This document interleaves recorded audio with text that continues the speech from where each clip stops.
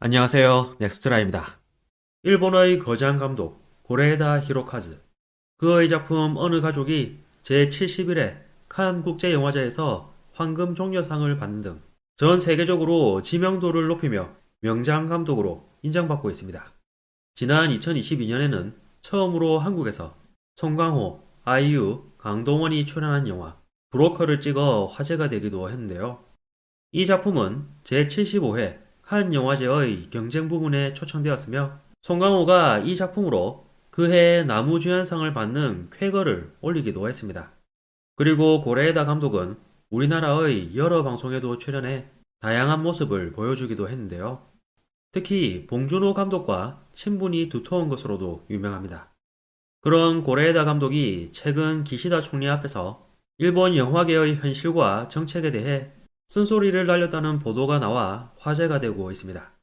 이와 관련해 산케이 신문이 지난 11일 저녁 일본은 영화 대국으로서는 아주 예외적인 나라, 고레에다 감독이 개선책을 정부에 건의 라는 제목으로 특집 보도했습니다. 기사에서는 일본 영화계의 개선을 호소해온 고레에다 감독이 기시다 총리가 의장인 새로운 자본주의 실현회의에 출석해 한국과 프랑스에서 영화를 제작한 경험을 바탕으로 일본 영화계의 문제점과 그 해결책에 대해 제언했다고 운을 뗐습니다. 그리고 첫 번째로 언급한 것이 영화 문화 산업을 둘러싼 환경에 관해서였는데요. 고레에다 감독은 한국 영화계에서는 성폭력과 갑질에 대한 대책을 포함해 최근 10년 사이에 한꺼번에 개혁이 진행되면서 프랑스와 미국 영화계의 장점을 받아들였다고 했습니다.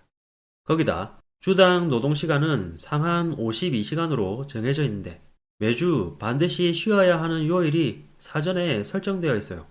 그래서 스태프와 출연자들이 사적인 용무를 넣기 쉽게 되어 있습니다. 라고 전했습니다. 또한 브로커의 촬영 기간은 2개월 반으로 그중 촬영 일수가 45일, 촬영 휴일이 30일이었다고 밝힌 뒤 이렇게 하면 컨디션 관리도 완벽하게 할 수 있다고 강조했는데요. 한편 일본에서도 재작년 영화계의 근무 환경 개혁을 목표로 일본 영화 제작 적정화 기구가 설립. 하지만 이 기구가 정한 적정 노동 시간은 준비, 정리를 포함해 하루 13시간, 2주에 한 번 있는 완전 휴일인데 이는 한국과 프랑스와 비교해 노동 환경의 열악함이 두드러지는 기준이라고 지적했습니다. 게다가 일본의 이런 기준만으로도 충분히 악덕 기업이라는 생각이 들겠지만 문제는 이 수준의 기준조차 지키지 못하는 가운데 많은 영화가 만들어져 왔다는 사실이라며 일본 영화계의 나쁜 관행을 고레에다 감독이 비판했다고 보도했습니다. 다음으로 고레에다 감독이 지적한 것은 교육 시스템이었는데요. 일본에는 국립영화대학이 없는 것도 문제라며 어떻게 하면 직업으로서 영화를 선택할 수 있을지, 영화업계로 이끌 길이나 계단이 존재하지 않는다는 단점이 일본 영화계에 있습니다. 라고 비판했습니다. 그러면서 고레에다 감독 자신도 감독도 각본도 편집도 전문적으로는 한 번도 배운 적이 없다며 많은 감독들이 독학으로 혹은 촬영장에서 일하면서 감독이 돼 갔다고 지적했는데요. 이것은 영화 대국으로서는 매우 예외적인 경우라고 생각한다며 에둘러 비꼬는 모습을 보여줬습니다. 한편 한국의 국립영화학교 한국영화아카데미는 기생충으로 미국 아카데미 작품상, 감독상 등 4관왕을 달성한 봉준호 감독 등을 배출했다고 강조하기도 했습니다. 이어서 고레에다 감독은 세계 여러 나라에는 영화계가 서로 도움을 주고받을 수 있도록 통과라는 기관이 있다고 밝혔는데요. 예를 들어 프랑스에는 국립영화영상센터가 있고 한국에는 공공기관인 한국영화진흥위원회가 영화산업을 뒷받침하고 있다고 전했습니다. 하지만 일본에는 이런 통괄기관이 없다면서 고레에다 감독은 내각부의 지적재산 전략추진 사무국 아래에 영화 문화산업의 시책을 일원화해 통괄하는 부서를 설립해 주었으면 합니다. 거기에 지금 문화청, 경제산업성, 외무성 등에서 행해지고 있는 영화진흥책의 컨트롤 타워로서 통괄 기능을 갖게 해주었으면 합니다. 라고 제언했다고 하는데요. 거기다 일본판 국립영화영상센터를 설립할 것을 고레에다 감독이 정부에 호소했다고 보도했습니다.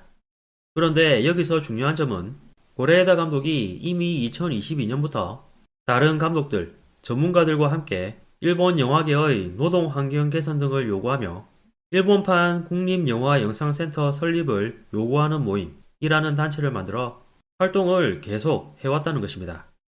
하지만 이런 활동은 일본 정부와 자민당에게 철저히 외면받아 왔는데요. 이런 배경에는 고레에다 감독이 오래전부터 아베 자민당의 비판적인 반응을 노골적으로 보여왔다는 사실이 있습니다. 특히 2018년에 공개된 고레에다 감독의 명작 중 하나인 좀도둑질 가족, 우리나라 제목은 어느 가족 관련 일화가 유명합니다. 이 작품은 2018년 프랑스 칸 영화제에서 최고상에 해당하는 황금 종려상을 수상했습니다. 이것은 1997년 이마무라 쇼헤이 감독의 운하기 이후 21년 만의 쾌거였는데요. 그런데 수상 소식이 전해진 후 당시 아름다운 일본을 강조하며 자국 스타나 운동선수의 해외 수상 소식에 유별나게 환호해온 아베 총리로부터의 축하가 일주일 이상 지나도 나오지 않자 국내외에서는 의아하다는 반응이 나오기 시작했습니다. 이런 가운데 아베가 어느 가족을 탐탁지 않게 생각한다는 보도가 나왔고 거기다 일본 극우들로부터는 일본의 망신, 일본의 수치라는 비판까지 쏟아졌습니다. 이런 가운데 2019년에는 고레에다 감독이 아베 정권이 들어서고 영화에 대한 탄압이 거세졌다라고 폭로하는 사태까지 벌어지기도 했는데요. 이런 일련의 영향으로 아베와 자민당은 고레에다 감독의 영화계 개혁 요구를 철저하게 무시해왔습니다. 하지만 그러는 동안 한류는 세계적 열풍을 일으키고 있고 아베마저 이 세상에서 사라져버리자 기시다가 이번에 고레에다 감독을 초청한 것으로 보이는데요. 그렇다고 해도 자민당 정부가 고레에다 감독의 충고를 진심으로 받아들일 가능성은 낮아 보인다는 지적이 많이 나오는 것이 현실입니다. 이어서 일본 SNS 반응입니다. 영화 대국이라고 해도 세계는커녕 도쿄에서조차 통하지 않는 독립영화가 허다할 뿐 마음대로 하니까 노동 환경도 갑질도 난리 버크통. 고레에다 감독의 마음은 소중하지만 자기 만족 녀석들에게 국비를 쏟아부을 가치가 있는지 냉정하게 판단합시다. 실제로 정부 주도로 인재 육성한 한국에 최근 10년 만에 일본 영화도 드라마도 추월당했고 칸에 관련되어 있는 고레에다 감독은 해마다 늘어가는 한국 영화에 반해 일본 영화의 현황을 보면 위기감도 느낄 것이다. 일본이 문화 후진국이 되어가고 있는 걸.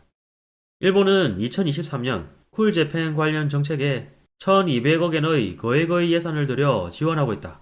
하지만 그런 예산은 대형 광고 대리점 등이 대부분 집어삼켜 말단의 제작 현장에까지 돈이 돌지 않고 있는 것이 현실이다.